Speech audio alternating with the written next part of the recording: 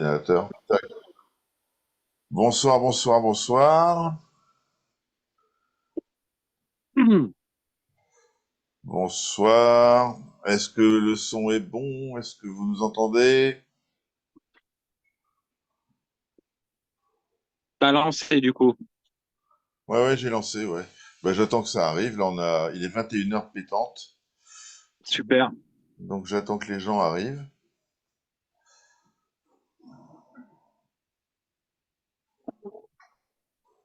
Live Paris sera toujours Paris. C'est quoi que j'ai mis là?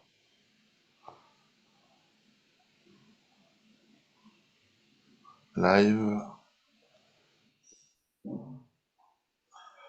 J'ai écrit n'importe quoi en commentaire.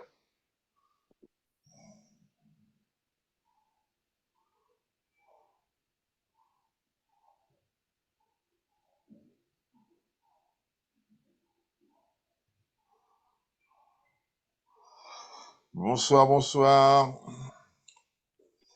Est-ce que vous entendez?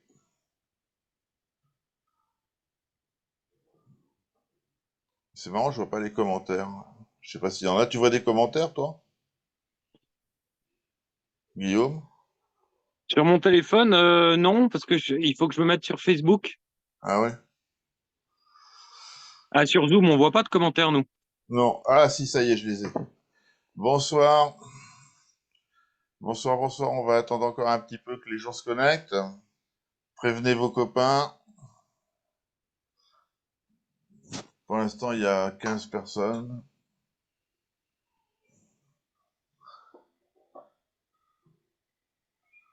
On attend un petit peu. Parce que tout ce que dit Guillaume, c'est très important. Faut pas en louper une miette. Hein? Mais c'est vrai, non? On verra si c'est intéressant ce que je dis. Ah si, c'est toujours intéressant. Et je veux dire, ils sont bien... Les autres qu'on a fait, là, ça doit être le quatrième qu'on fait depuis le début de l'année, chose comme ça. Ouais, c'est possible, ouais. Bah, ils sont bien regardés hein, sur YouTube. C'est des bons scores. Hein, c'est pas mal. Ah, Hein? j'ai encore j'ai encore des petits cocos qui me charrient sur WhatsApp en même temps sur le live. Ah bon? Ils me disent, ouah, t'as taillé la barbe, ouah, t'as fait la coupe de Minet. Bah ouais, c'est bien. Donc bonsoir. Bah après, c'est pour avoir une gita de maïs et un verre de pastis, mais bon. Non, là, c'est pas bon ça. Donc ce soir, on va parler des œufs. Donc déjà, je te propose déjà de donner les différentes familles de filia, si tu les as dans ta tête bien pleine. Oh là oui, je les connais bien, les Ophilia. Alors, par contre, effectivement, moi, je vois aucun commentaire, hein. Faut que t'es sur Facebook ou pas? Oui, là, je me suis mis sur Facebook. Alors mets-toi sur la publi et les commentaires, tu les as qui en bas, sous le truc. Eh ben, écoute, tu m'en feras part parce que moi, j'ai aucun. Moi, j'ai juste le tien, T'es sur le live web? arrobas tout le monde et oh là, j'ai écrit.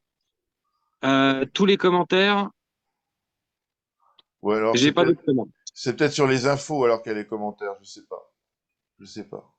Comme je partage la page des infos, je sais pas. Bon, enfin, Ok, s'il y a des questions, je te dirai. ok, Euh, ça marche. donc, quelles sont les principales familles de filia? Celles que bon, il y a les Ancora, les parents Cora, et puis il y a quoi d'autre? Il y en a plein. Bon, déjà, on a les torches qui sont à la mode, donc ça, c'est Ouais. Euphilia glabrescens. Euh, donc, avec un long tentacule, hein, avec une multitude de longs tentacules. Vous avez les Divisa et Paradivisa, les Ya et Yamaensis, Ancora et Parancora, Cristata, beaucoup moins courant et de toute façon, à la rigueur, il faudrait les laisser dans la mer, celles-là, parce qu'on n'arrive pas bien à les tenir. Le cristata, les polypes, c'est des petites boules, non? C'est des tout petits trucs, non? C'est pas ça? Ouais, oui, le polype est transparent, les corallites sont saillantes. Ouais. En général, enfin, c'est des c'est des coraux un peu des profondeurs. Donc, comme tous les coraux des profondeurs, on a du mal à les tenir en communautaire dans nos aquariums. Il vaut mieux éviter. Euh, et ensuite, le petit détail peut-être que les gens ne savent pas, c'est par exemple un ancora et un parancora ou un divisa et un paradivisa. La différence entre les deux, para c'est en branche. Donc D'accord. c'est-à-dire qu'un ancora, on a un squelette qui est fabello-méandroïde, donc c'est-à-dire vous avez un seul squelette, ça ne fait pas de branche, tout comme un divisa. Un divisa, ça fait comme l'ancora, ça fait un seul squelette qui peut D'accord. se diviser parfois, mais c'est rare. Et Mhm. ensuite, para, c'est en branche. Donc le parancora est en branche, le paradivisa est en branche, alors que ancora et divisa sont un seul squelette. Ok, ça c'est la petite technique pour les repérer. D'accord. Et normalement, on devrait avoir glabrescent et paraglabrescent, si c'était bien fait, parce qu'on a des glabrescents qui ont un gros squelette qui ne se divise pas. Ah ouais. Également, j'ai déjà vu ça. Et ensuite, vous avez aussi des hybrides. Donc ça, j'en ai déjà vu des hybrides. C'est-à-dire, vous allez avoir un Euphilia paradivisa, mais donc avec les tentacules qui se divisent, parce que divisa, c'est que le tentacule se divise. Euh, un Parancora, un paradivisa avec donc des tentacules divisés et des pointes en forme d'encre. Ça, Donc c'est ça, le c'est genre. pas une nouvelle espèce, c'est clairement un mélange entre ancora, entre parancora et paradivisa. J'ai déjà vu ça. D'accord. D'accord. D'accord. Ouais, donc les ancoras, c'est quand au bout du polype, il y a une forme de petit encre de bateau, quoi. Alors ouais, alors, je sais pas pourquoi ils appellent ça hammer en anglais, parce que moi pour moi un marteau ça n'a pas cette forme-là. En tout cas, dans le nom Ancora, on a encre et là on peut bien de façon mémotechnique repérer la forme d'encre Hmm. caractéristique du polype de l'Ancora. Donc en forme d'encre. D'accord. D'ailleurs, avec le temps, malheureusement en aquarium, on a tendance à perdre un petit peu cette forme d'encre. C'est pour ça que les bons vieux euphilia qu'on s'échange d'aquariophile en aquariophile, on a même du mal des fois à savoir si c'est un paradisa ou un parancora, tellement les tentacules sont proches l'une de l'autre. Quand vous recevez un pied sauvage, vous avez vraiment une belle forme d'encre qui fait presque un 180 degrés. Ouais. Et avec le temps, parce que on n'a pas les mêmes brassages, les mêmes nutriments, la même lumière, le polype a tendance à prendre une forme un peu plus ronde et à Ouais. perdre cette forme d'encre, malheureusement. Ou se mettre un peu en V, même des fois. Enfin, j'en ai vu. Ouais, ouais, ça s'atténue, ouais, effectivement. Ouais, ouais. Euh, Là, il y a Joseph qui dit il y a huit espèces de filia. T'en as huit? Enfin, Son, Isa, Isa, Testata, il y a MN6. Eh ben, il m'en manque une alors. ouais. Ancora, par Ancora, Divisa, par Divisa, Cristata. Et ouais. Et les torches, les glabes, ça fait une seule espèce ou parce que là, il y avait une question sur le groupe. Un membre était paumé dans les glabes pour les reconnaître entre les New York Night, les je sais pas quoi, les machins. C'est une seule espèce ou on considère qu'il y a plusieurs espèces de glabes? Alors, j'ai jamais été très fort en biologie et je suis pas biologiste, mais a priori, vous avez Euphilia glabrescens. Et d'ailleurs, ça a changé de nom. Hein, c'est Fimbriafilia, mais je boycotte un peu. Hein, il y en a marre que ça change de nom toutes les 5 minutes, ça me casse les pieds. Donc moi j'appelle toujours ça Euphilia glabrescens, voilà. Et effectivement, on a des formes bien différentes dans les Euphilia glabrescens. On a des petits squelettes, on a des têtes qui font peut-être 1 centimètre de diamètre, tandis qu'on a des squelettes qui font 5 centimètres de diamètre. On a des longues tentacules fines et des tentacules courtes. On pourrait, euh, on pourrait imaginer des sous-espèces, Hmm. mais ce travail-là, il est pas important pour les gens et pour le monde qui nous entoure. Donc, Ouais, ouais, en ouais. fait, on classe tout ça dans la même espèce et à ma connaissance, il n'y a pas d'autres espèces. Ouais. Il y a le Cristata qui peut ressembler un Ouais. peu. Est-ce que l'espèce qui te manquait, c'est Fimbriata? C'est Anthony Toumbrec qui propose ce nom. Euphilia fimbriata. Franchement, je vois même pas ce que c'est. Bon, Euh, euh, ouais. Bon, en tout cas, si elle existe, oui, ça a l'air d'exister. Quand je vais sur mon fameux site coralm.gouv, mais il y a même pas une photo et ça doit pas être coloré, donc ça doit pas être. ouais, très répandu. Non, non, on s'en fout. À vrai dire, on s'en fout totalement. Ouais. Et d'ailleurs, ça me fait penser au nouveau nom d'espèce Fimbria filia. Donc, j'imagine que cette espèce-là, elle a disparu du lexique, en fait. Ils vont pas faire Fimbria filia, Fimbriata. Ouais. Là, Ouais. ben, on a déjà une question de Christophe qui souhaiterait faire un jardin de filia dans son bac. Et Ouais. les espèces, c'est espèce par espèce, pas se brûler, ou on peut mélanger tout sauf les glabres. Alors, il y a un peu le mythe du fait que les Euphilia glabrescents vont brûler les autres, ce qui est pas forcément exact. Mais vu le prix des animaux, on va éviter de tenter le diable et faire des tests avec des torches à 250 €. Donc, effectivement, on va plutôt conseiller de mettre les torches ensemble et puis le reste des euphilia ensemble. Euh, on pourrait, euh, on pourrait aussi imaginer les euphilia qui ont besoin de beaucoup de lumière et les euphilia qui ont besoin de moins de lumière. Alors, par exemple, si vous faites un massif de torches, parce que ça, c'est la mode, et ça, on peut tous les mettre ensemble sans problème. Vous avez des torches qui ont besoin de pas mal de lumière pour rester bien colorées, comme toutes les morphes qui sont dorées.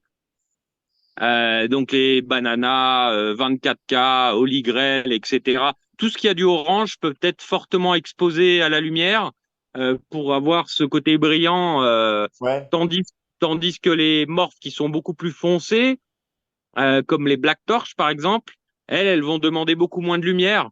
Par expérience, je sais que si on expose trop fortement une Black Torch, elle va devenir toute claire, translucide, et donc, c'est une expulsion de zooxanthelle et ça affaiblit fortement l'animal. Donc, D'accord.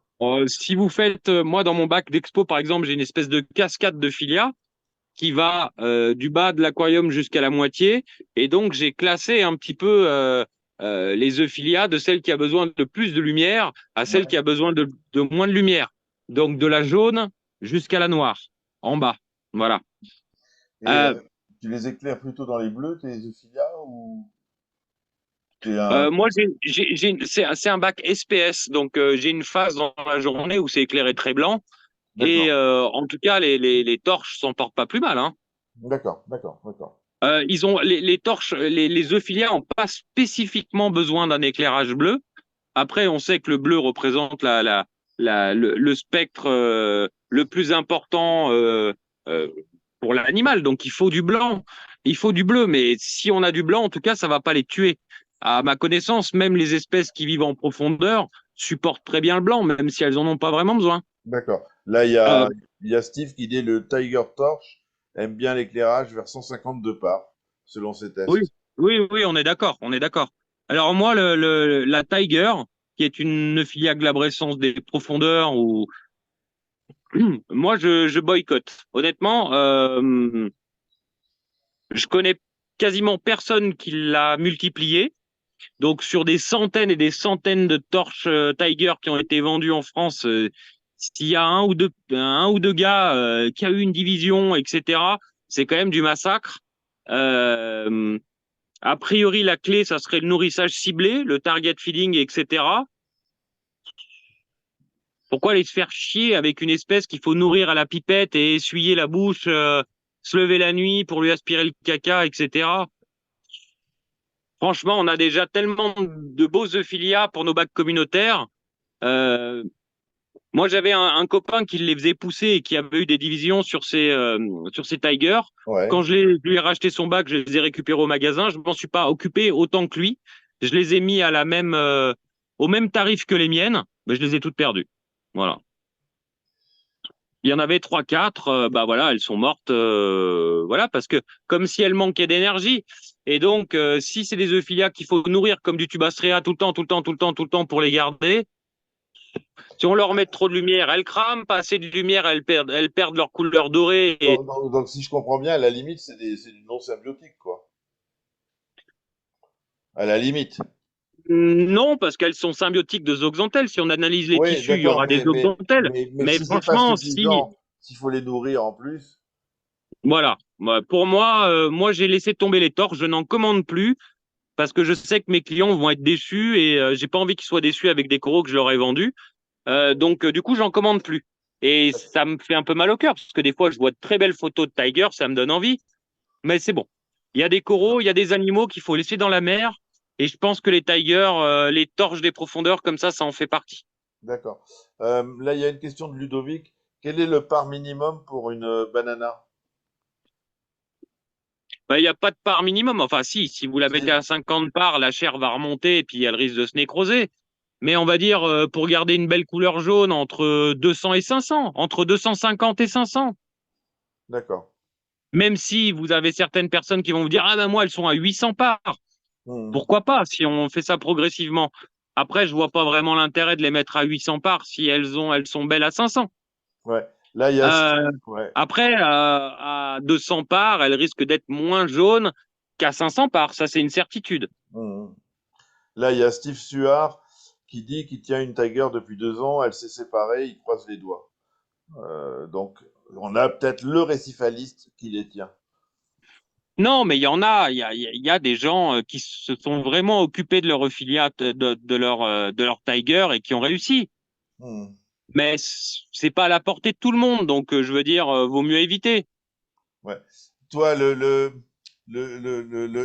récifaliste qui n'a pas 20 ans d'expérience, ou 10 ans, ou même 5 ans d'expérience, qui veut se lancer dans les zoophytes, tu lui conseilles de prendre quoi pour éviter d'avoir une déception? Bon, Est-ce... déjà, on va dire que les torches, c'est à part. Voilà, moi, je mets les torches d'un côté et toutes les autres de l'autre. D'accord. Pourquoi? Parce que vous avez le squelette qui est légèrement différent, vous avez la résistance au brassage qui est pas la même et la résistance à la puissance lumineuse qui est pas la même. Les torches aiment plutôt bien un éclairage plutôt intense et un brassage plutôt intense. À l'inverse, toutes les autres Euphilia, comme les Ancora, les Parancora, etc., là, on est sur du typiquement LPS, donc avec un brassage assez doux et une lumière assez modérée. Donc déjà, il faut voir ce qui correspond à notre aquarium. Si on a des accros comme moi, on va plutôt mettre des torches. Alors que si on éclaire doucement et qu'on a plutôt un bac mixte, zen, etc., on va plutôt mettre les autres variétés. D'accord. Euh, Vu le prix, je commencerai peut-être par les autres variétés. Je Ouais. commencerai par des bonnes vieilles souches d'aquariophiles de Paradivisa ou de Parancora, qui sont, on trouve des boutures pas chères. Moi, je vends des boutures grosses comme le poing à 50, 60 balles. C'est ce que je vends à tous les débutants en leur disant, tu l'éclaires un peu comme tu veux, mais tu la brasses calmement. Et les gens sont très contents avec ces œufs. Ensuite, on peut embrayer sur les autres. Yama N6, Ancora. Euh, euh, il y a peu de boutiques qui cultivent de l'ancora parce que, étant donné qu'il y a 15 squelettes, c'est compliqué à fragmenter. En plus, ça pousse doucement. Donc, c'est souvent des sujets de mariculture ou sauvage. Donc, avec un petit challenge supplémentaire, c'est-à-dire que c'est pas vraiment acclimaté. Hmm. Donc, d'abord, je prendrai les bonnes vieilles souches de culture Parancora, Paradivisa. Donc, c'est ceux Il y a qui ont des aussi un peu, branches. Ceux qui ont des branches, exactement, je répète pour les gens qui n'étaient pas là au début, quand il y a para, ça veut dire qu'il y a des branches. Et c'est quand il n'y a ça, pas para, il n'y a pas de branches. des branches séparées. C'est pareil. Voilà. Donc moi, je m'orienterai d'abord sur ces euphilia-là. Alors rien qu'avec Parancora et Paradivisa, vous avez déjà une multitude de couleurs. Parce que vous avez des Parancora jaunes, vous en avez des roses, vous en avez des violettes, vous en avez des bicolores, des verts et violettes, des jaunes et violettes. Donc rien qu'avec une espèce déjà, vous pouvez vous faire un sacré massif. Donc pas le peine d'aller chercher des espèces extraordinaires. Vous avez déjà une multitude de couleurs. Donc moi, je commencerai par ça. Ouais. Euh, Ensuite, on peut rajouter, une fois qu'on a bien compris la maintenance, le brassage, comment elles étaient heureuses, etc., le nourrissage, des nutriments, de la matière organique, du phytoplancton, etc., on peut se prendre des Ancora, des Yamaensis, etc. Ça peut être sympa dans le lot. On va avoir d'autres formes et ça va apporter un peu de contraste, ça va être chouette. D'accord. Tout ça, les parents, les Ancora, les Yaya Mensis et compagnie, ça se brûle pas entre eux. Non, Ok. non, pas du tout. On peut se faire des massifs avec toutes les espèces de filières hors torche et ça sera très chouette, ça sera très joli, hein. D'ailleurs, on voit de plus en plus de bacs américains avec que des euphilia. Bah, c'est chouette, hein. Par contre, j'espère qu'ils ont correctement, déparasité, antibiotifié, etc. Parce que là, si on a une couille, c'est tout le bac qui part en cacahuète. Ouais, ouais, ouais. Donc là, de toute façon, vu le sujet du jour, on va y venir, hein. Mais effectivement, les euphilia, le genre euphilia est un genre qui est susceptible d'être attaqué par pas mal de parasites et d'infections bactériennes. Et donc, ça peut faire mal. Des Ça peut planaires faire mal parce notamment, que ça se transmet. des planaires. Les planaires de filia, c'est une sacrée merde, oui. Ouais. Donc, ce sont des planaires que vous ne verrez pas dans le bac. Ils sont que sur les euphilia. Ça fait des petites taches brunes. Ouais, des petites, vous pouvez en Enfin, avoir petites, ouais. je dirais, peut-être même jusqu'à 2 centimètres, hein, Ouais. un planaire de filia. Donc, Mhm. typiquement, il est gris, avec une petite bouche plus foncée. Donc, le planaire, pour ceux qui savent pas, ça a un peu une forme de guitare. Ouais. Et ce sont des planaires. Donc, quand vous en trouvez sur une filière et que vous le soufflez avec une pipette, il se décolle et on voit qu'il est attaché par la bouche. Parce qu'on voit ce point qui est plus foncé. Donc, on voit qu'il est mordu au corail. Donc, vraiment, c'est des morsures. Et donc, il va mordre la chair et se nourrir, alors de la chair ou du mucus, j'en sais rien. Mais en tout cas, ça va faire des trous dans la chair dessous. Petit à petit, la chair va remonter, il va pondre, il va avoir de plus en plus de filiates qui vont stresser l'animal. Et puis après, on se dit, bah, mon euphilia, ça fait 3 jours qu'il est moins ouvert, 4 jours, une semaine. Et puis quand on sort, on le dip, là, bingo, planaire de filia. Donc c'est casse-pied parce que ces petits planaires vont stresser l'animal et le dévorer jusqu'à la mort potentiellement. Et puis ensuite, ils vont pondre donc à la base de la chair. Ouais, ouais, ouais. On voit, bon, vous avez les tentacules qui sont développés et dessous, vous avez une partie du squelette qui est recouvert de chair. Ça, c'est Mhm. très important. Et les planaires vont pondre juste dessous. Donc, en limite, chair-squelette. Ils pondent jamais sur la chair. Et ça peut se voir à l'œil nu, hein. On voit très clairement les œufs qui font des espèces de petites traînées de petits points marrons. Et bah, pour les éradiquer, c'est assez fastidieux. Il va falloir gratter au couteau ou au scalpel chaque petit œuf sur le squelette et baigner régulièrement avec un dip. On s'en fout, tous les dips marchent à peu près sur les planaires pour éradiquer tous les petits planaires avant qu'ils soient en âge de repondre. C'est un peu le même principe que l'acropora. Ouais, ouais, ouais. C'est toujours le même principe, les pestes. On va traiter toutes les semaines de manière à tuer les jeunes avant qu'ils soient adultes et en âge de repondre, euh, car tout le monde le sait, ou peut-être les dips ne tuent pas les œufs. Voilà, ils tuent les animaux, mais pas les œufs. C'est Donc, pour ça qu'il faut renouveler le traitement. et oui, et c'est pour ça que les gens disent se sentent à l'abri parce qu'ils ont reçu leur euphilia, ils l'ont traité une fois, ils l'ont mis dans leur bac, mais pas du tout, ils sont pas du tout à l'abri. S'il y avait des planaires, ils les ont tués ou pas, et encore, il faut souffler, hein, je vous dis, ils sont accrochés. Et s'il reste des œufs, bah, une semaine ou deux après, ils vont éclore dans votre bac et c'est la fête du slip.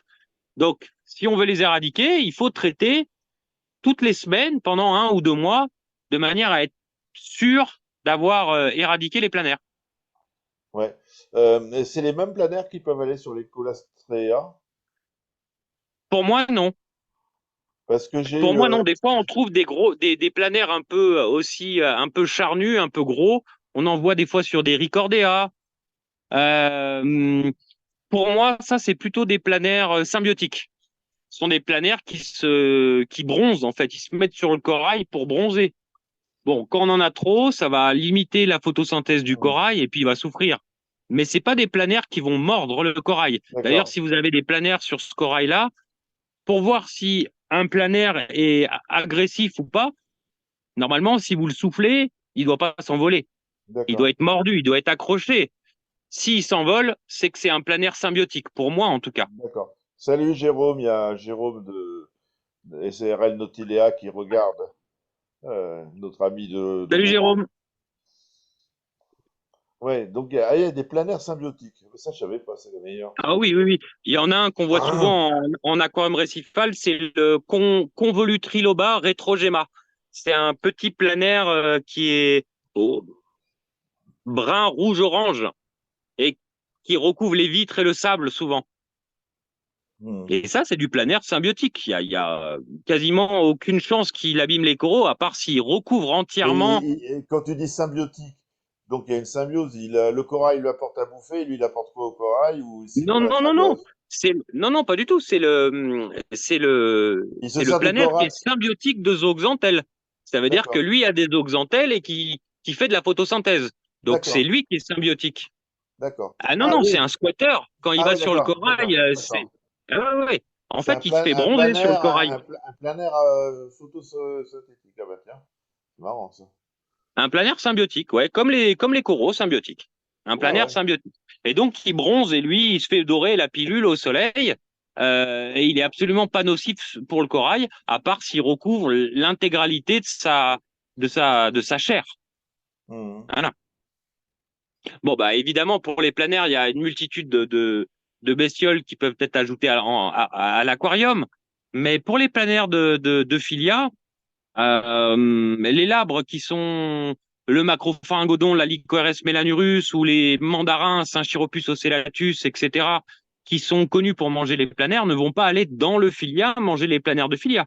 Ah oui. Là, c'est la merde. Il n'y a pas vraiment de prédateur, d'animal prédateur de ces parasites de filia. Le planaire d'Ophilia, il est spécifique aux Ophilia. C'est-à-dire, Pour moi, oui. il peut pas se barrer sur les accros, je sais pas où, hein. Non, non, non, non. Pour moi, il se nourrit de l'euphilia, uniquement de l'euphilia. Les planaires, il peut avoir d'autres planaires casse-pieds sur d'autres espèces, mais c'est pas la même espèce de filia. Pour moi, en tout cas, pour en avoir vu beaucoup. Parce que alors, je peux vous dire que les coraux qu'on reçoit des fournisseurs, ils sont blindés, hein, la plupart du temps, hein.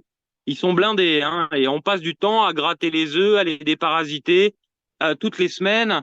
C'est la merde, hein. Ouais, là, il y a quelqu'un qui demande, je comprends pas la question, là, Kylian, là, comment joindre votre Zoom? Bah, il n'y a pas à le joindre, il suffit de regarder le live, c'est tout, hein. Euh, vu que tu commentes, j'imagine que tu regardes le live. Voilà. Ouais, une question. Les torches, parfois, moi j'ai vu plusieurs posts et trucs. Des fois, la chair se barre du squelette et elle flotte dans le bac et se pose à un endroit en donnant l'impression d'être toujours vivante. C'est lié à quoi ça? Pour moi, il y a deux causes. Un euphilia qui se déchire et qui perd sa chair. Moi, j'ai des clients, souvent, ils me disent, ah, il y a la tête de mon euphilia qui est tombée. Ouais, Donc, ils ont le squelette tout nu et puis ils ont la chair bien propre. Ah, pour le coup, c'est pas une gelée brune, hein. Pour le coup, ils ont toute la partie chair nue qui est à au côté sol du truc. Ouais, ouais, ouais. et vivante. Hein, on se dit même, putain, on va la raccrocher dans le corail parce que donc ça peut être lié à un brassage excessif. Parce que en fait, si vous voulez, vous avez le squelette de l'euphilia. Au bout, ça fait des dents tranchantes, comme Mhm, sur beaucoup de LPS. Et donc, du coup, mhm. vous avez la partie charnue qui gonfle d'eau de manière à augmenter sa superficie pour faire la photosynthèse. C'est son panneau solaire, en somme. Ouais, ouais, ouais. Et elles sont tellement fines et gonflées d'eau que ben, elles voltigent beaucoup dans le courant. S'il y a trop de courant, qu'est-ce qui va se passer? Cette chair, elle va être cisaillée par sa propre squelette et finir Mhm. par se déchirer. Et sinon, il y a aussi, a priori, des infections bactériennes qui font que bah, la chair s'en va sans Euh, pourrir. non, je pensais à ça parce que tout à l'heure, tu as dit que les torches, fallait quand même pas mal les brasser. Et donc, comment trouver le juste milieu entre un bon brassage et un brassage susceptible de décoller les chairs? Bah, c'est simple, hein, si vous voulez, les torches, elles doivent être, bon, les œufs filières, de manière générale, doivent être brassés un peu la même chose. Je vais vous dire un peu la même chose que j'ai dit pour les accros, mais on peut pas avoir un brassage laminaire. On peut Hum. pas avoir un brassage qui vient toujours du même côté. Le filia, à force, elle Porte va pas les. canner. Donc, Hum. si vous pouvez avoir un brassage relativement intense, en tout cas sur les torches, tant que ça va d'un côté, ça va de l'autre côté, ça va par-dessous, ça va par-dessus, et puis des phases de repos. Évidemment, ça sert à rien que ces tentacules elles soient couchées sur le côté comme ça. Voilà, c'est pas un acropora non plus, hein. Donc les torches peuvent être plus brassées que les autres Zophilia, mais bon, il y a des limites si vous voulez, hein. C'est Moi, j'aime bien pas, voir les torches. c'est pas brassé comme un accro, quoi, quand même. Faut pas exagérer. C'est exagéré, ouais, c'est Ouais. exagéré. D'accord, d'accord. Euh, Bah là, après, il faut regarder des vidéos, hein. Faut Ouais, regarder ouais, non, des mais. vidéos avec des Ouais, Euphilia dans des beaux bacs. Vous verrez le type de ouais, ouais, brassage. bien sûr. Mais je posais la Euh, question, c'était une question naïve, de candide, tu sais, pour que les choses soient bien claires dans la tête des gens, quoi. ah bah c'est sûr que oui, oui. De toute façon, on mettra jamais un Euphilia devant une pompe de brassage et le brassage laminaire, comme sur tous les coraux, va abîmer le corail. Et puis sur un Euphilia, c'est catégorique, ça va le tuer. C'est pas, vous n'avez pas de droit à l'erreur. Quand vous avez toute la chair qui s'est barrée, c'est trop tard. Hmm, d'accord. Euh, donc, est-ce que tu conseilles de les nourrir, les œufs ton bac de, tes œufs que tu as dans ton bac de présentation, tu les nourris, tu fais quelque chose? Ou est-ce qu'ils chopent ce qui traîne quand tu nourris les poissons? Alors moi, je nourris assez grassement et je nourris avec plein de particules de tailles différentes. Hmm, Donc je nourris pas spécifiquement mes Euphilia, ni aucun de mes coraux d'ailleurs, à part peut-être les Favites, Favia, Cantastrea, que je nourris en target parce que si on veut avoir une bonne croissance, va falloir tous les les jours nourrir un peu. tous Mais les les jours ou une Euphilia, fois par semaine? Tu les ça nourris une dépend fois? de Ça ça dépend. dépend de ses nutriments. Ça dépend de ses nutriments, comme pour les accros. Si on a zéro nitrate, on va nourrir tous les jours. Si on a 20 de nitrate, on va nourrir 2 fois par semaine. Euh, moins vous avez de nitrate, plus votre corail crève la dalle. Donc plus vous allez donner à manger et inversement. Hmm, Ben c'est pareil pour les euphilia. Bon, il y en a certains qui leur donnent directement à manger, et c'est le cas souvent de ceux qui gardent les tigers. Mais c'est à double tranchant, hein. Si on a de la bouffe qui stagne dedans, ça va pourrir. Donc moi, je préfère éviter ce risque. hmm. Et Et toujours. comme je l'ai expliqué sur d'autres vidéos, je l'ai évoqué avec toi, les coraux ont plusieurs manières de se nourrir. D'une part, en avalant des particules par la bouche, mais d'une autre part, en absorbant la matière organique par le mucus. Donc Ouais. là, on parle de nourriture très fine, phytoplancton, Reef Energy de chez Resti, etc. Donc pourquoi aller risquer de mettre des pellets dans vos euphilia? Pour moi, c'est un petit peu risqué pour rien. Parce que ouais, ça risque de pourrir. Ouais. Et c'est la Bah, même. ouais, si ça se C'est bloque dedans, ou si vous en mettez trop, ça peut pourrir, ouais. c'est la même chose pour les scolimia, etc., hein, d'ailleurs. Absolument, tout à fait. C'est fréquent, enfin c'est fréquent. Je connais pas mal de gens qui ont paumé des scolimia parce que de la bouffe a pourri dans la bouche, hein, je veux dire. Eh oui, eh oui. Eh oui, donc moi je préfère donner je donne des particules pour les poissons, des granulés aussi, je fais pas attention, je les balance dans le bac. Si ça tombe dans les euphilia, ça tombe dans les euphilia, mais je vais pas avec une pipette arrêter le brassage et leur mettre dessus. Voilà. D'accord, d'accord, d'accord.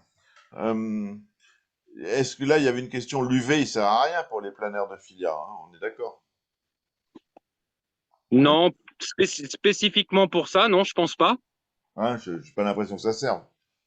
Non, alors l'UV, c'est très bien, hein, mais spécifiquement pour les planeurs de filia, il n'y a qu'une lutte manuelle qui peut permettre de les éradiquer. Et comme je l'ai dit, regardez à la loupe le squelette et gratter chaque petit œuf et traiter le corail toutes les semaines. Voilà. Pour, euh, pour Il y pas a que les. aussi d'autres problèmes. Moi, j'ai déjà perdu des... Pardon? Non, non, j'allais répéter ce que tu disais tout à l'heure pour pas que les petits planaires soient en âge de se reproduire. En les éliminant toutes les semaines, ils grandissent pas et donc ils arrêtent de pondre. À un moment, il y en a plus, Exactement. quoi. Tout à fait. Et ça, c'est valable sur tous les parasites. C'est pour ça que traiter une fois son corail à réception et le mettre dans le bac, ça va pas vous empêcher d'avoir des parasites. Je suis navré de vous l'apprendre, mais euh, quand on connaît le cycle de vie du corail et l'action des différents produits, même l'oxygéné que j'utilise, les œufs, ça les fait rigoler, hein. Ouais. Là, faudrait que je retrouve. Là, c'était.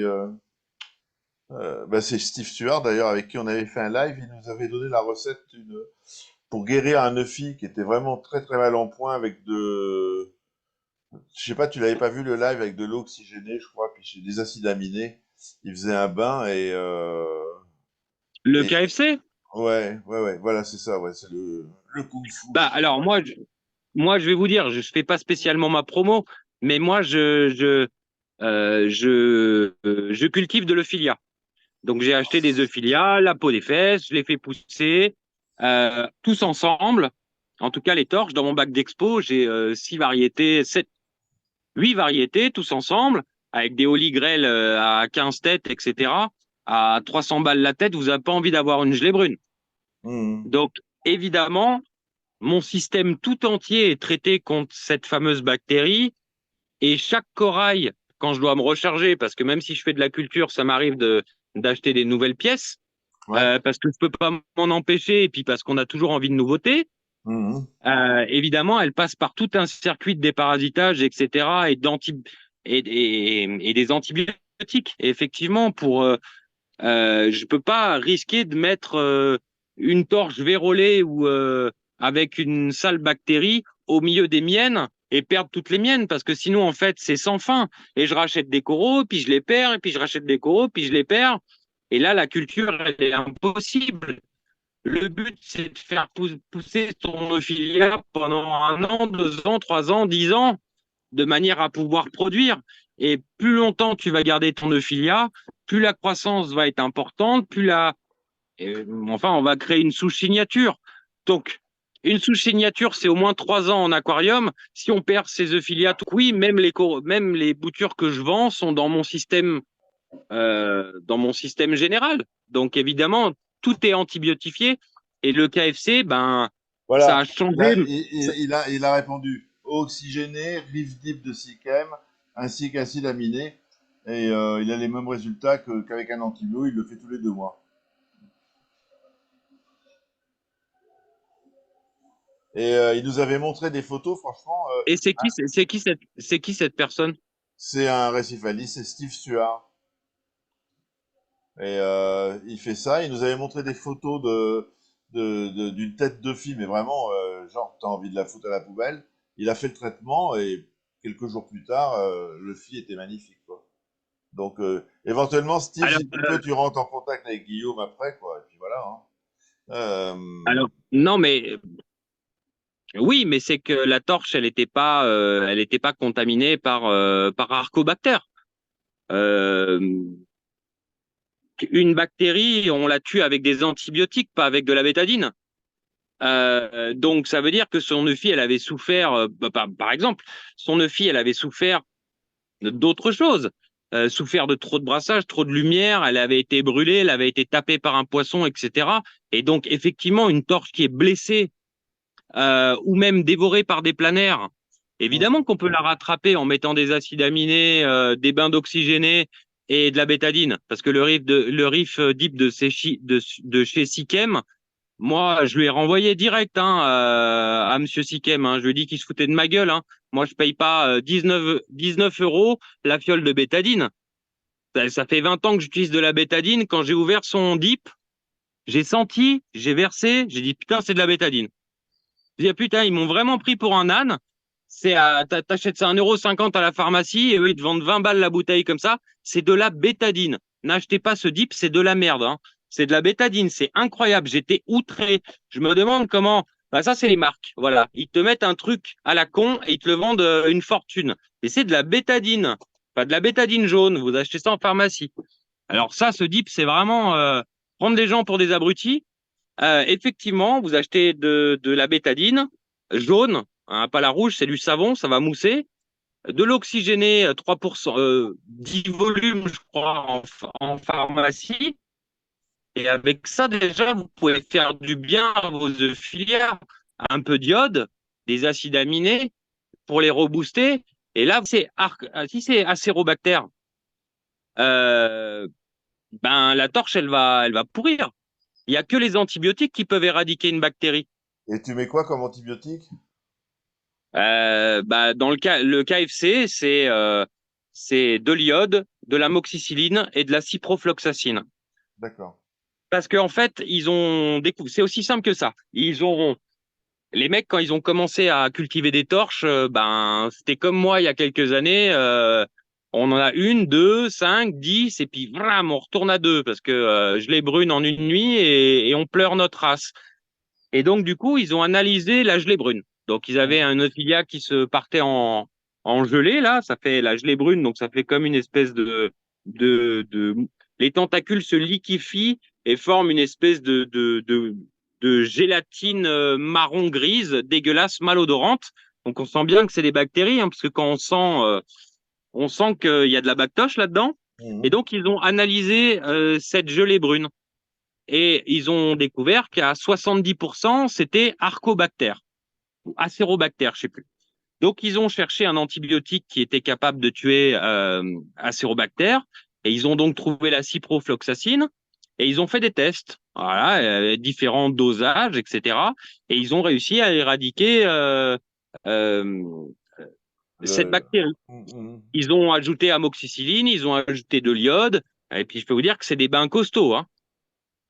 Donc normalement, après un bain comme ça, vous devez être débarrassé de Acérobacter. Simplement, bah, si vous avez déjà des torches contaminées ou des coraux contaminés porteurs qui ont déclaré ou pas, parce qu'on pense qu'il y a des porteurs sains aussi. Il y en a qui sont porteurs d'Acérobacter mais qui vont jamais partir en gelée brune. Et ben voilà, votre torche, on ne sait pas trop si le fait de traiter sa torche, c'est pas un vaccin. Donc si vous Mhm. voulez, normalement, on va tuer la bactérie dans sa torche, mais est-ce qu'elle peut, Est-ce qu'elle peut moi être personnellement, je elle pense peut qu'elle être, peut être recontaminée. ouais, mais elle peut être pélagique, cette bactérie, se balader, se déposer sur un autre Bah, vivant. en tout cas, oui, elle va se transmettre de coraux en coraux. Alors, est-ce qu'elle se transmet par le brassage, par le mucus? Est-ce qu'elle se transmet uniquement par la gelée brune? Ça, c'est des mystères. De toute façon, on n'a pas assez de pognon dans le récifal pour faire des études biologiques. Mais en tout cas, moi, personnellement, après avoir perdu des milliers d'euros de torches, j'ai traité mon système en entier avec de la ciprofloxacine. Et je me suis dit, là, je suis débarrassé d'acérobactères dans mon système. Après avoir traité tout mon système en entier avec l'antibiotique, vous imaginez bien que j'ai pas commandé une torche chez Amblard et mis comme ça dans mon système. Maintenant, chaque corail qui rentre dans mon système passe par la sauce KFC. Même un Rhodactis, même, j'ai envie de dire, il faudrait même que je traite les poissons et les, et les escargots. Bon, on va pas utiliser de l'antibiotique à tout bout de champ en préventif. Mais en tout cas, chaque corail, chaque nouveau corail qui rentre dans ma boutique va passer par le déparasitage avec le DIP pendant plusieurs semaines. Et en dernier étage, il va passer par du KFC. Et ensuite seulement, il pourra atterrir dans mon circuit général. J'ai tellement peur d'une contamination de mes torches que j'ai, et de mes acanthes, et de mes catalaphilia. Il y a hors de question. Et des accros, parce que Acérobacter a été trouvé sur des accros aussi. Ah ouais. Donc,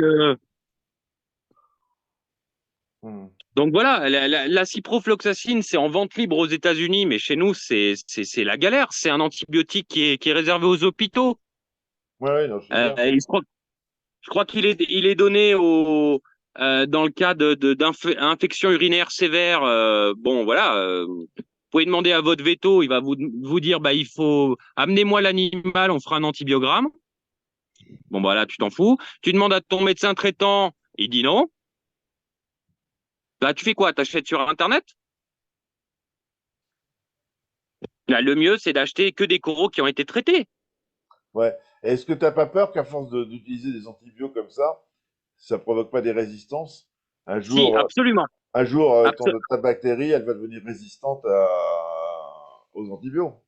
Alors absolument, l'antibiorésistance, c'est un truc qui fait très peur et faut vraiment en avoir peur parce que la ciprofloxacine, c'est un antibiotique qui, a priori, n'a pas de résistance connue à ce jour-là, en tout cas sur l'humain. Hmm. Donc c'est pour ça qu'elle est très contrôlée et qu'elle veut pas, on veut pas qu'elle soit donnée à tout le monde, qu'ils fassent n'importe quoi, qu'ils la mettent dans l'eau du réseau, etc. Mais moi, mon système, je l'ai traité une seule fois. Ah oui, d'accord. Les coraux, les coraux qui rentrent sont traités une seule fois également. Donc, il n'y a pas de raison que je crée une antibiorésistance.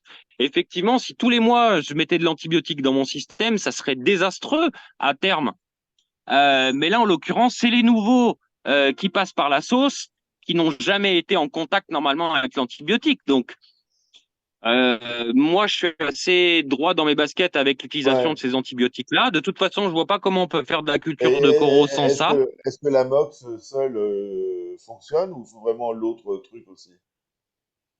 L'amoxicilline, certainement, doit avoir une action parce qu'ils l'ont mis dans le KFC. Donc, elle doit avoir un. Quand je vous dis 70% des bactéries contenues dans la gelée brune sont le fait d'acérobactères, mais il y a encore 30%. Donc, les 30% restants sont d'autres bactéries qui, elles, doivent être tuées par l'amoxicilline. C'est Ouais. pour ça qu'ils ont mis 2 antibiotiques.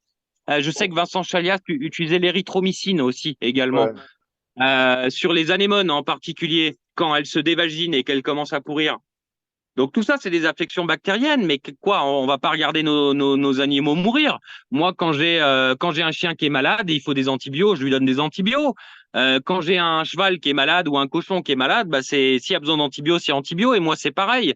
Les coraux, on me dit ah non non, il faut pas utiliser d'antibiotiques. Mais je vous emmerde, moi j'utilise des antibiotiques, je veux sauver mes animaux et je vois pas comment on peut faire une culture Ouais. pérenne Ouais. sans ça. Ouais, ouais. Mais t'énerve pas, Guillaume. Non, T'es- mais c'est un truc. Moi, je ouais. me suis fait envoyer bouler par tous les vétos, Non, par tous non, les médecins, et ça a moi, été très dur d'avoir ces non, antibiotiques-là. mais moi, je te reprocherai jamais quoi que ce Non, non, soit. non, mais j'essaye de le faire bien. Tu vois, quand je fais ma sauce KFC, c'est un bain de 6 heures dans 14 litres d'eau de mer avec 500 milligrammes de cipro, 500 milligrammes d'amoxicilline et 20 gouttes d'iode. Il faut dire que là, c'est costaud, hein. Évidemment qu'après, on met 2, 3 bouchons de javel avant d'y balancer aux chiottes. Évidemment, c'est pas compliqué de faire ça. Et là, on n'a aucun risque de développer des antibiorésistances.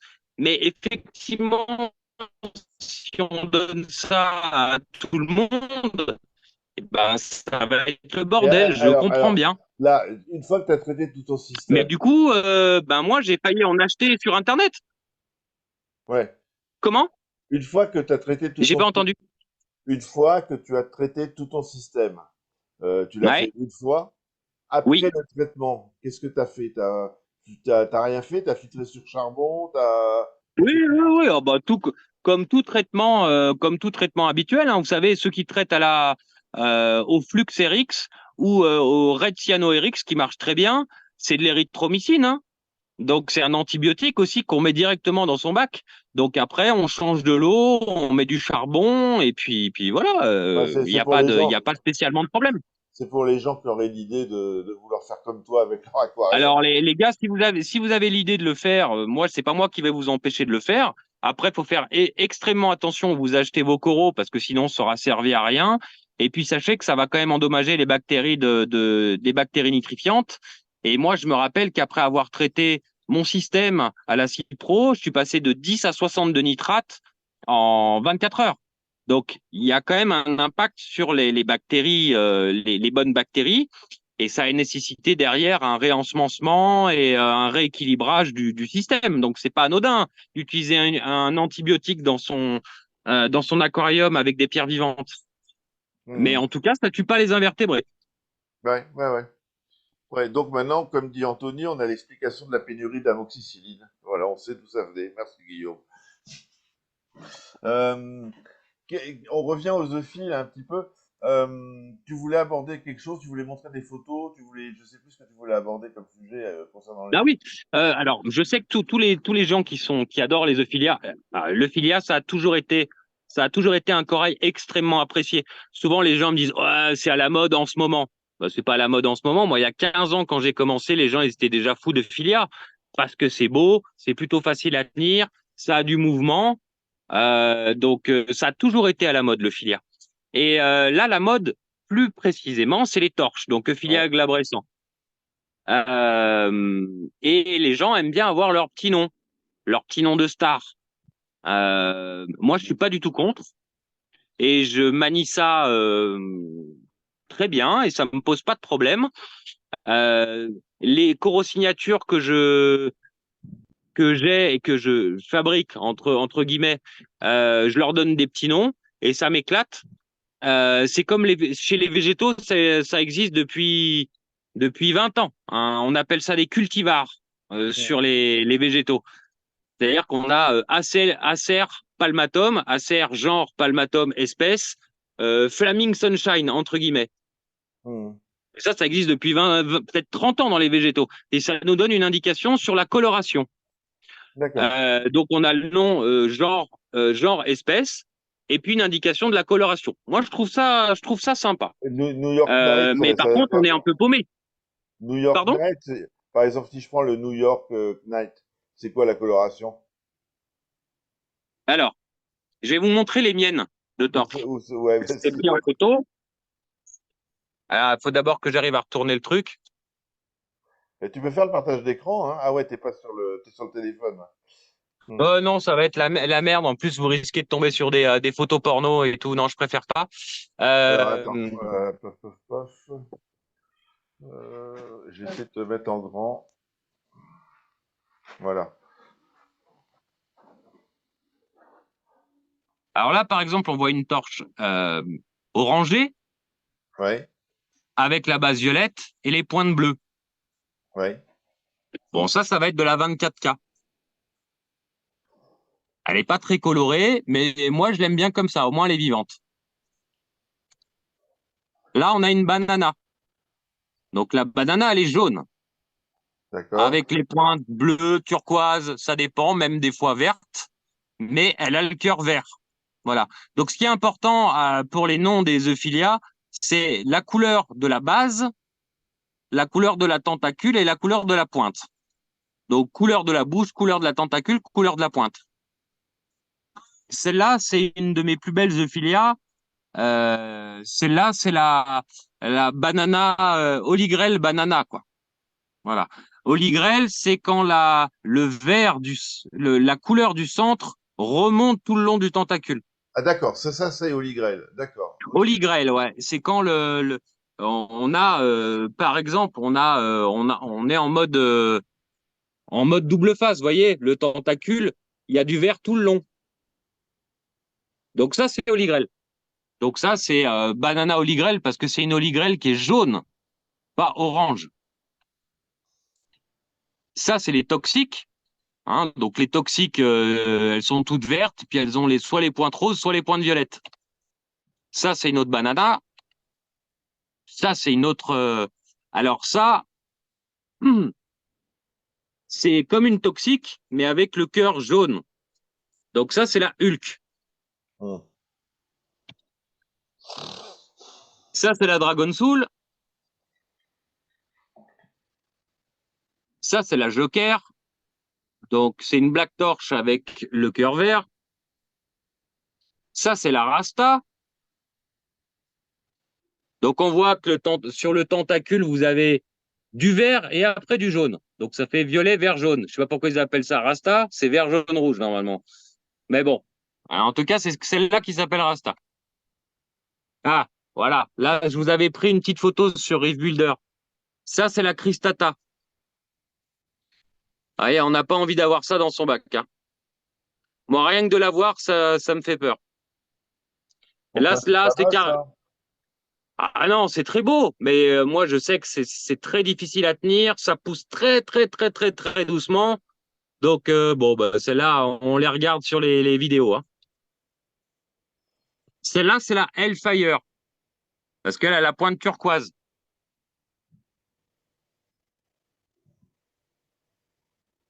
Celle-là, je sais plus comment ils l'ont appelée. Holy Moly. Bon, Holy Moly. Bon, ok. Ça, c'est ma pépite, ça. Ça, c'est la Jester Gold torche.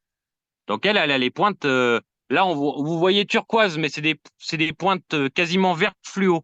Elle est magnifique, cette torche. Et ça, c'est la New York Knight. Donc avec une base verte, un tentacule violet et orange et une pointe bleue. Tu dis que Voilà. Donc, le nom évoque la couleur. Hein, c'est ce que tu as dit oui, tout à l'heure. Là, par exemple, oui. pourquoi New York Night? Ah bah ça, j'en sais rien. C'est les Américains qui ont décidé d'appeler ça New York Knight, hein. Après, c'est une torche qui est souvent assez foncée. Donc New York by Night, building dans la nuit. Ouais, ouais, si ça peut être. Ouais, pourquoi pas. Mais bon, il faut connaître. Voilà. Moi, ça aurait été moi j'aurais dû trouver des noms. Je les aurais appelés différemment. Mais ça, c'est les vrais noms américains. Et Hmm. ça, c'est la Rapunzel. Alors, me demande pas pourquoi, mais ça, c'est la Rapunzel. Et donc, ça, c'est une torche. Je suis content parce que je suis le seul à l'avoir, celle-là. Ah Et ouais, elle pousse super bien. Rapunzel. Ouais. Et ça, c'est une US Style Holy Grail. Parce que le vert remonte sur le jaune. Oui, absolument. D'accord. Et je voulais vous montrer aussi un petit quelque chose, c'est que souvent les gens confondent la Divisa et la Yai Yamaha N6. Souvent, souvent, souvent. Donc là, je vais vous mettre les deux. Paradivisa, Yai Yamaha N6. Mhm. Donc là, vous avez vraiment des grappes. Ça, la Yai Yamaha N6, souvent on me dit ouais, j'ai une Yamaha Yai Yamaha N6. Puis quand je vois les photos, je dis non, c'est une Divisa. Ah ouais, mais on me l'a vendu comme. Voilà. Allez, regardez. Ça vous fait des grappes. Voilà. D'accord. Là, Ça, j'ai c'est la typique. réponse. Il y a Steve qui a dit c'est la couleur de l'équipe de basket New York Knight. Gnac. Ok. Ah, parce Voilà. que New York Knight, Bah, c'est ça une doit être équipe de basket. bah, sûrement, ouais. J'en sais pas plus. Ah, ben, je veux bien le croire parce qu'il y a Lakers, souvent, LA Lakers, je sais que c'est baseball, je crois. Non, c'est du basket aussi, les Lakers. Ah ouais? Bon, Bah bah oui. ouais, bah, moi, en sport, je suis une balle. Mais ouais, je sais pas, ouais, ils sont à fond sur le basket, le baseball, etc. Donc, c'est pas étonnant qu'ils prennent ça comme référence. Mhm. Dis-moi, ce que tu as présenté là, c'est un tableau que tu as fait. C'est un tableau ou c'est différentes photos que tu as mises côte à côte? Est-ce que tu pourrais me l'envoyer, ce truc, avec les noms des différentes torches? C'est possible? Oui, oui, oui, là, c'est mes torches. Et puis, j'ai nommé les photos avec le nom. Ouais. Si tu peux m'envoyer une photo de ton écran, où il y a toutes les petites photos, ça serait génial. Parce que souvent les gens Euh, sont... Non, mais tu feras ça après, hein. Oui, oui. Alors après, je sais pas si vous verrez, je sais pas si vous verrez, vous allez voir correctement, hein, mais hop, j'efface juste les mers de Christata et compagnie. Ben, je vous l'enverrai parce il faut la prendre dans l'autre sens, Ouais. hein. Ça serait cool, tu vois. Enfin bref. Ouais, ok, bon, on se débrouille, tu me l'enverras, et puis moi Ouais, je je vous vous... enverrai ça, ouais. Ok, ok. Donc, t'en as combien, là, d'espèces de torches? T'en as, je sais pas, une dizaine au moins, facile, non? Pour les torches, oui, je dois être pas loin des 10, ouais, à peu près. Et il y a une espèce que tu 1, vends le 2, plus ou... 4, 8, 9, 10, 11, 12, 13, 14, 15, 16, 17, 18, 19. Ah, 19, 19, Ah, 19. 19. Et il y a une espèce qui est très demandée, la tendance, c'est quoi? C'est les Non, jaunes? bah, la plus demandée, c'est la banana, Ouais, et c'est la plus chère. Étant donné que c'est la plus demandée, bah forcément, c'est la plus chère.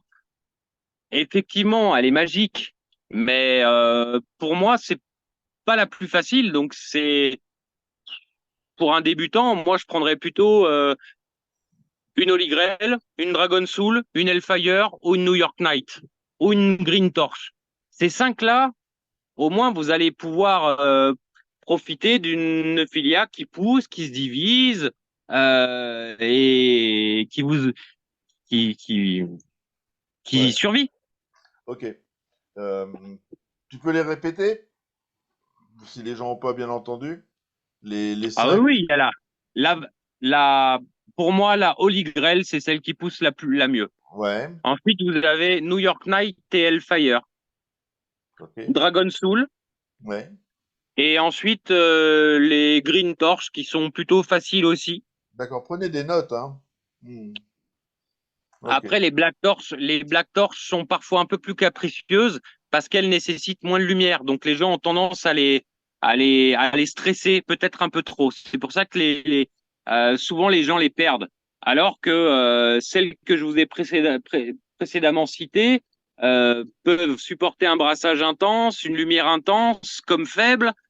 Donc, du coup, elles se prêtent plus à être un petit peu dans diverses situations, on va dire, qu'elle s'adapte Hmm, mieux à tout le monde. hmm, Et moi, ces Euphilia-là, pour vous dire, si j'achète une tête chez un fournisseur, je devrais la vendre 150 euros à peu près, une tête, sauf la green, c'est un peu moins cher. Et celles que je produis moi, je les vends moins cher. C'est-à-dire qu'en général, je les vends entre 60 et 120 hmm. la tête. Alors que c'est produit déparasité, antibiotifié. Donc ça, j'en suis assez fier. Mais ça, Bah c'est oui, parce que j'ai peu de demandes. Donc c'est sûr qu'après, si on me nique mon stock en une semaine, ben, je vais augmenter les prix, forcément. Mais en tout cas, en ce moment, je trouve que j'ai fait vraiment des prix canons. J'étais assez content de moi. c'est bien. Là, il y a une question. La Rasta, elle est. Oui, c'est ça. La Rasta, tu la mettrais à quel niveau de difficulté? Entre la banana et la Black Torch, la Rasta, elle est assez compliquée et elle a besoin de pas trop de lumière, pas trop de brassage, elle se divise pas très bien. Ouais, franchement, c'est une compliquée la Rasta. Je connais pas beaucoup de gens qui la maintiennent. Moi, j'ai de la chance d'être passé de une tête à 12 têtes en une fois. C'est-à-dire que ma simple tête, a décidé de se multiplier en 12 têtes. Dire que ça a été un horreur. Pendant un an, elle était à moitié fermée. Ça a été chaud. Et là, maintenant, tout est divisé. J'ai de la chance, hein. Et Ah ouais. sinon, j'en ai perdu pas mal, même avec les antibiotiques, hein. Donc, effectivement, assez difficile, la Rasta, assez difficile. Peut-être un peu une filia des profondeurs. Hmm. Là, il y a Benoît qui demande déjà bonsoir aussi à toi. Guillaume pour une, une joker, c'est éclairage et brassage modéré. Oui, Oui, absolument. Moi, je mettrais entre 100 et 150 parts pour une Black Torch ou une Joker, c'est bien. Et un brassage modéré pour une filia glabrescent. d'accord. La Joker, ça se rapproche des Black Torch, c'est ça? Parce que je connais Ouais, pas. c'est Enfin, ça. Joker, c'est une Black Torch avec le cœur vert. d'accord, Donc, plus elles sont foncées, plus il faut les mettre en bas. Plus elles tirent vers le jaune, plus vous pouvez les mettre en haut. En tout cas, c'est ce que j'ai remarqué. d'accord. Et si on met du jaune en bas, elles ont tendance à devenir moins jaunes, à se foncer. Exactement. Bah oui, c'est tout ce qu'il y a de plus logique, hein. Tu vois, avec ton expérience, tu es plein de logique Mais par parce contre, qu'au si on bout met d'un une moment, Black, on sait comment fonctionnent les coraux. mais par contre, une Black Torch, si on la met en haut, elle va pas s'éclaircir? Ah si, Si aussi. si elle va expulser ses exosantelles parce qu'elle aura trop de lumière par rapport à l'énergie D'accord? qu'elle peut prendre, donc elle va se délester de zooxanthelles et puis elle va s'éclaircir, s'affiner, s'affaiblir et puis mourir. D'accord. D'accord. Donc Mais s'il y a une erreur au départ et qu'elle expulse un peu, qu'on la met au fond, elle récupère normalement. oui, oui, oui, oui, D'accord. oui. Ah oui, je l'ai déjà fait, hein. Je l'ai déjà fait. Après, si elle est totalement translucide, c'est compliqué quand même. Mais c'est marrant parce que ça a le même effet quand tu les mets trop dans le noir. Mhm. Elles deviennent pâles aussi, elles expulsent les zooxanthelles aussi. C'est marrant ces bestioles, hein, quand même. C'est vachement marrant. Quand, par exemple, quand tu as une bouture de filia qui tombe dans ton décor et que tu le retrouves 3 mois après, elle avait un mini rayon lumineux qui passait, donc elle est restée en vie. bah alors tu la ressors de sous le décor, elle est toute translucide. C'est arrivé plein de fois et des fois on arrive à les récupérer.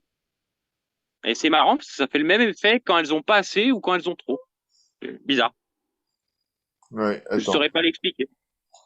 Là, il y a Steve qui dit, le gars de KFC m'avait dit, en dessous de 150 parts, c'est bien pour la pousse et la chair, Et en dessus, c'est mieux pour la couleur, mais un peu moins bien pour la chair.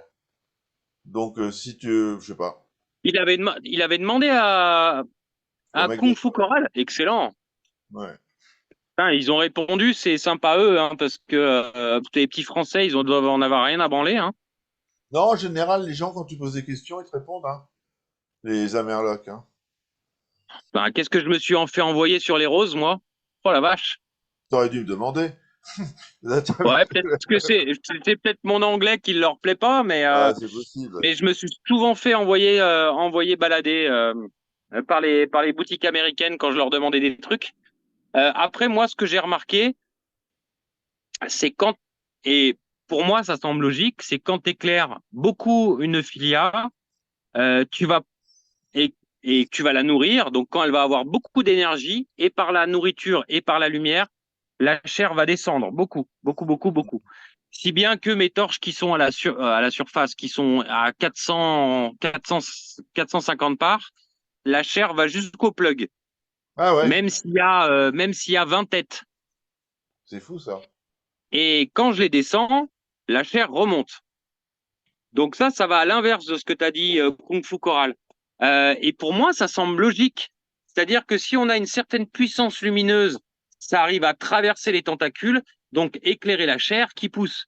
À partir du moment où la chair est dans la pénombre créée par les tentacules, et ben la chair remonte, comme un SPS par exemple. Elle remonte pour Donc chercher du la coup, lumière? Elle bah remonte. non, mais par exemple, un accro qui a développé sa partie supérieure ou un pocilo, il va mourir de l'intérieur. En tout cas, la chair va Ouais, ouais. disparaître à l'intérieur. Et ben pour moi, c'est pareil pour une fille. Si elle Mm. a pas assez de lumière, la chair sera plus exposée à la lumière. Tu sais, quand le brassage, ça éclaire un peu la chair, et donc la chair va remonter. Et donc, c'est une méthode maintenant que j'emploie pour tailler les LPS, les œufs, celles qui ont beaucoup de chair. Moi, j'aime pas tailler dans la chair. Je pourrais avec la bétadine et tout machin, mais j'aime pas trop faire ça. J'attends que la chair remonte pour couper. Et si j'ai 15 têtes et que la chair descend jusqu'en bas, ben, je peux attendre jusqu'à la Saint-Glinglin. Donc, je les mets plus à l'ombre, la chair remonte, je les taille et je la remets à la lumière et la chair redescend. Donc c'est marrant, ça va à l'inverse de ce que euh, a dit la boutique américaine là. Ouais, ouais, Je sais pas. Après, ouais. Là, c'est une petite question. Bon, il y a une question. Le prix d'une Holy Grail, mais bon, il suffit de regarder sur le site. C'est quoi, grosso modo, le prix d'une Holy Grail? il y a il y a plein de grades différents. J'ai une pâle Holy Grail et la Rapunzel euh, euh, qui sont pas chères, que je vends, qui produisent beaucoup de têtes. Je peux même, j'en ai même vendu à 80 € sur mon site. Tandis que la Holy Grail Master Grade, ça sera plutôt le prix d'une banana, ça sera 350 € la tête. D'accord, d'accord. Donc c'est grosso modo entre 100 € et 400 € quoi, une Holy Grail. Ça dépend du grade. Ça dépend de si elle est très jaune ou pas. Hmm. Ouais. Faut quand même être sûr de son coût, hein, pour mettre un œuf à 400 boules, hein. Ah. Carrément. En général, c'est le clou sur le spectacle. Ouais. On essaye d'abord avec une Black Torch, une Toxic Green, après une Dragon Soul. Voilà, on commence toujours par ce qui est moins cher et puis après, si le cœur nous en dit et que le portefeuille nous le permet, eh ben voilà, on peut augmenter dans les prix. Mais effectivement, premier corail dans un bac, Holy Grail Master Grade Banana, non, bah non, évidemment. Non. Même moi, je te la vends pas. Des premiers corails, j'ai des thunes, je m'en fous, je veux une banana. Franchement, je trouverais ça dégueulasse. Là, tes œufs sont à peu de à combien? T'es à 0,06 de phosphate et 5 de nitrate, c'est ça? Ah non, j'ai plus en ce moment. J'ai 12 de nitrate 12, ouais. et j'ai 0,08 de phosphate. D'accord. Comme les SPS, hein, tout le monde est dans le même système. Donc, D'accord. je pense pas que les nitrates soient un gros problème pour les euphilia. Non, mais moi, il faut que je les augmente. Je suis à zéro pointé en nitrate. Je fais 0, 0, 0. Zéro. Tout le temps zéro. Ah, elles ont pas trop à bouffer, tes euphilia. Enfin, On, tes coraux ont pas trop à bouffer, effectivement. on en avait parlé. Je suis à zéro. Alors, il y a des nitrates, mais la conso est la même que la production. Enfin, il y a un flux qui fait que je reste à zéro. Mais faut que j'augmente la bouffe, faut que j'enlève la caïto. Enfin, je sais pas, faut que je fasse quelque chose, quoi. Ah, bah, si t'as de la caïto, déjà, oui, il faut que tu l'enlèves, effectivement.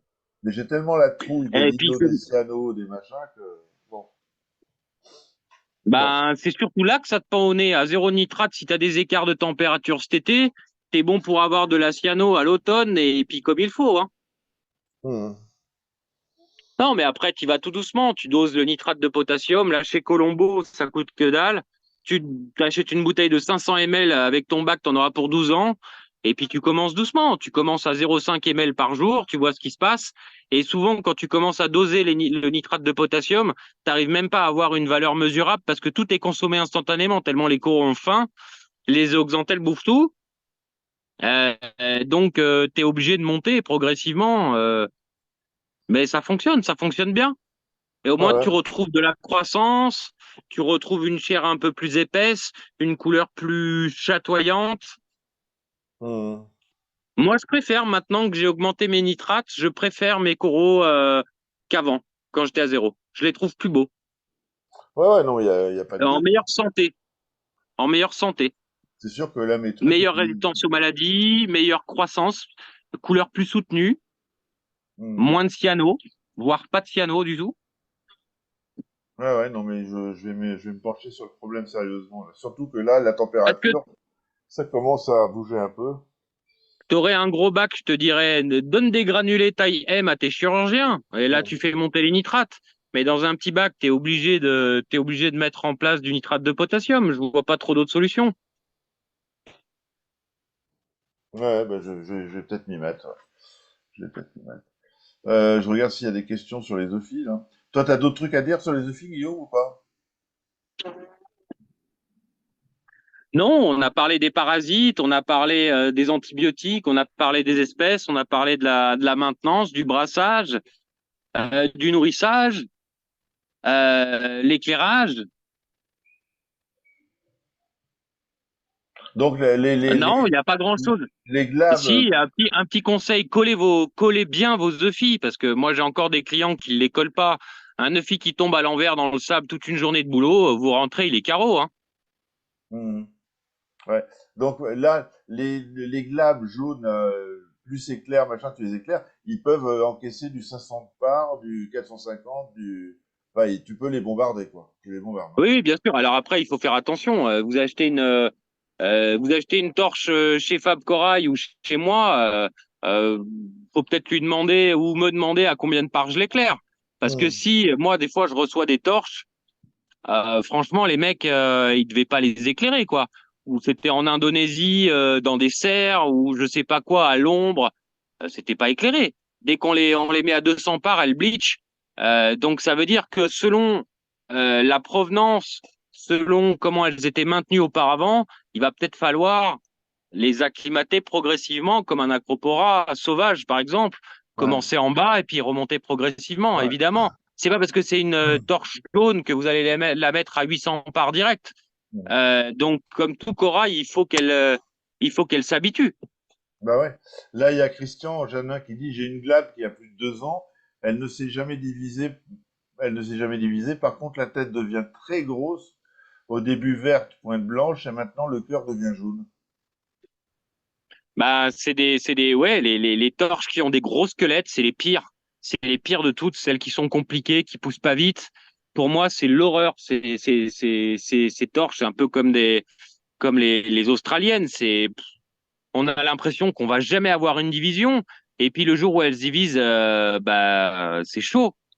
Je me rappelle avec les Gold Torch australiennes, les gars, ils les gardaient un an et demi. Et au bout d'un an et demi, quand elles se divisaient pas, mais elles pétaient.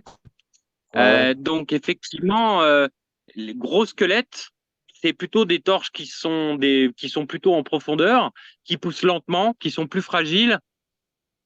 C'est plus compliqué. Pour moi, plus une filia fait des petites têtes, plein de petites têtes, plus elle est facile à maintenir. Et puis pour moi, plus elle est intéressante parce que ça veut dire qu'elle pousse vite et que je peux la couper et je peux Ouais, en produire beaucoup. bah ouais. Donc moi, j'essaye de sélectionner des torches qui font des petites têtes et qui poussent vite. Là, il y a Anthony qui dit des conseils pour tailler les œufs fibres, hein. À part ne pas couper dans la chair, t'as d'autres conseils? Alors si, c'est une très très bonne question parce que moi j'ai des clients encore qui taillent avec une pince et si le squelette de l'Ophilia c'est un squelette qui est très très poreux, plein d'air à l'intérieur comme un Colastrea ou comme d'autres LPS et donc quand on le craque avec la pince, il se peut qu'on ait une fissure qui remonte jusqu'en haut et une fois que ta torche elle est coupée dans le sens de la longueur jusqu'à la tête, c'est très très compliqué de la sauver. Donc si vous voulez la tailler, prenez une Dremel, prenez une scie à ruban, rapportez-la à votre vendeur s'il a une scie à ruban pour y mettre un coup. Moi, j'ai mes clients, quand ils veulent tailler leur Ophilia, je leur dis, bah, tu la mets dans un seau, tu viens chez moi et on la taille avec ma machine. Parce que, au moins, ça fait un travail propre. On coupe ça net, on le colle sur le plug, ça tient bien droit, c'est bien perpendiculaire au plug, on risque pas de les éclater. Ouais. Donc, si vous n'avez pas de scie à ruban, ce qui est le cas de tout le monde, prenez Une Dremel avec un disque? une Dremel avec un disque ou même une petite scie à métaux. Une petite scie à métaux, au moins, vous ferez une coupe nette. Mais n'écrasez pas avec une pince parce que là, c'est carnage. Ok. Ouais, c'est vrai que les œufs fils ont tendance à se fissurer sur toute la longueur. Ouais. Ouais. Et puis alors là, c'est la Là, merde après. Hein. là, Quand le filet il fait sandwich, vous avez beau faire un pansement, désinfecter à la bétadine, ça pue. Hein. ouais, puis là, tu te dis merde. Ah ben ouais, ça torche. Moi, ça m'arrive des fois, j'ai des clients, ils m'achètent des torches chères et ils veulent les désocler parce qu'ils aiment pas le socle, ils trouvent que ça fait moche. Et ils la fendent jusqu'en haut. Ah Ouais, ouais. imagine l'horreur, quoi. Imagine le mec, il a claqué 200 balles dans une torche, et il rentre chez lui, il la nique. Oh là là.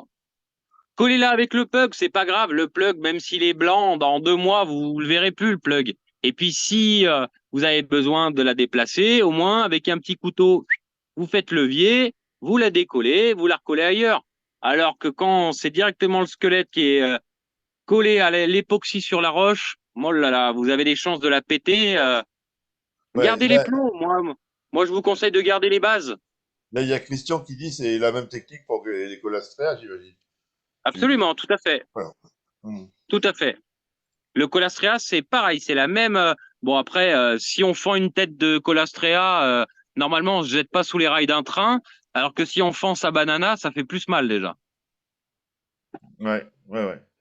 Là, il y a Anthony qui dit qu'il colle du sable sur le plug pour faire joli, quoi, voilà. Bon, écoute. Lui, il va loin, Anthony, hein, il va loin. Ouais, Mais d'ailleurs, oui, oui, ouais. D'ailleurs, donc, bah, j'en profite. Le 27 mai, bah, justement, Anthony nous présentera son bac et toutes ses techniques et oh, tout ça. Voilà. Il bah, faudra que travaille, je sois là. ouais, il travaille, il nous fait un beau diaporama et on passera une super belle soirée encore. Voilà. Super, ben j'espère que je penserai à être là pour vous faire un Le, coucou. le 27 mai. 27 mai. À Euh, Gu- 21h aussi. ouais, comme d'hab, ouais, ouais, ouais. Ok. Guillaume, on essaye de se capter, on voit quel thème on pourrait aborder. On a fait les accros, les euphies, je sais pas si on pourrait faire d'autres. On réfléchira et puis on essaye de se faire Eh une ben, on peut soirée. même, enfin, on peut parler de plein de choses. On peut parler même de poissons, d'invertébrés, d'aquascape, Ouais, de matos, de plein de ouais. choses. Hein. Eh ben écoute, Moi, ma Guillaume, spécialité. Comment? on se donne rendez-vous dans un mois alors. Ouais. Et ben alors, ce que tu peux faire, c'est demander à notre audience ce qu'elle voudrait. Ouais, bah écoutez, voilà. Donc Et moi, je m'adapte. je vais faire un sondage et puis de toute façon, on se retrouve dans un mois, Guillaume. Et Et ben, avec plaisir. on Toujours. verra, on verra si tu as changé de couleur de cheveux, si la barbe a poussé et s'il y a encore du changement dans le look. Voilà. Hein. Merci en tout cas de ta disponibilité. Et puis, bonne soirée. À Je vous bientôt. en prie, merci à tous. Ciao, Merci, ciao, merci. ciao. Ciao, Salut. ciao, ciao. Salut.